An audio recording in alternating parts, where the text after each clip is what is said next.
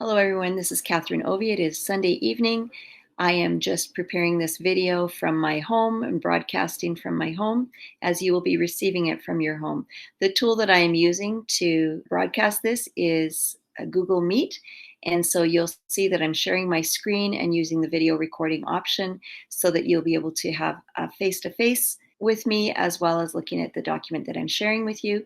I'm going to give you a brief overview of this document, which has been shared. I really like this quote by Michael Fullan, which basically says, we're facing a situation that we don't know how to solve yet. And so we're mobilizing the best people, which are the people who are in the front lines, to be able to successfully address the new situation that we find ourselves in. This first section gives you some suggestions about working from home, also the link to the STF considerations from working from home. Then it directs us right into the principles put out by the RPT. And I like number 3, which says that teachers are best positioned to do the work that we're asking you to do. We know our kids, we know our families, and we know our content. The first section talks about the process through which teachers will be allowed to access buildings under the current scenario and the current information that we have with respect to gathering. Principals will be coordinating that. Librarians and EAs will also be allowed back into the buildings, and again, principals will coordinate that.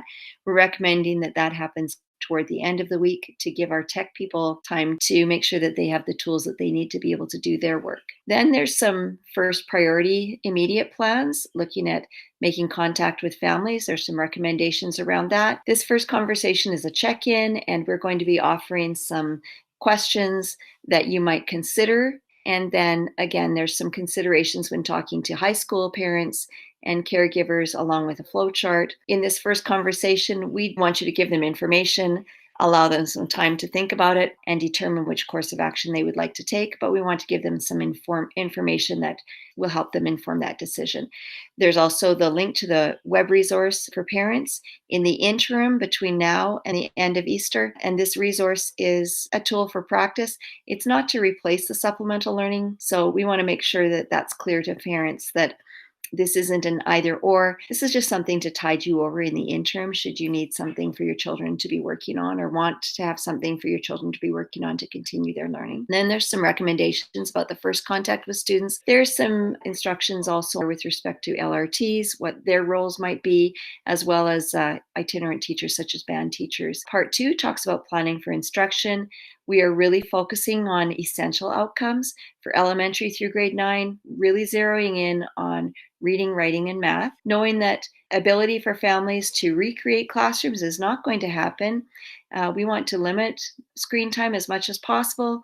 We also want to streamline our education so that delivery will be efficient and not taxing on families, but optimal for student learning. A similar thing is anticipated for grade 10 through 12. Consider essential outcomes in your content area in your respective disciplines. Also with a recommendation that if we have 1 student, we're going to offer courses. If we have 20, we're going to offer courses. We also want to let you know that our emphasis is to continue using tools that you've already been using. So we will be supporting tools such as Google Classroom, any tools that you're already using, tools that elementary school teachers have been using as well. So during these first planning days, we will also be delivering some just-in-time professional development with respect to learning options. We're going to support our teachers with whatever that looks like and whatever our needs are. Please know that student service professionals are still going to be available and working with students on their caseload. And any emerging issues or requests that come to you through your families, please direct those requests to your principal, who will forward them to us, and we'll make sure that families are supported in ways that they need to. And that basically sums up the document that we are providing. Principals will have this information, you'll have this information, and then here's a place where you can access it and go back to it and re-refer to it. This is a living document. We may add to it as we go along and as we have new information and new learning. But based on our current context, this is what we have created to help us address this next time period in a unified and strategic way. Take care.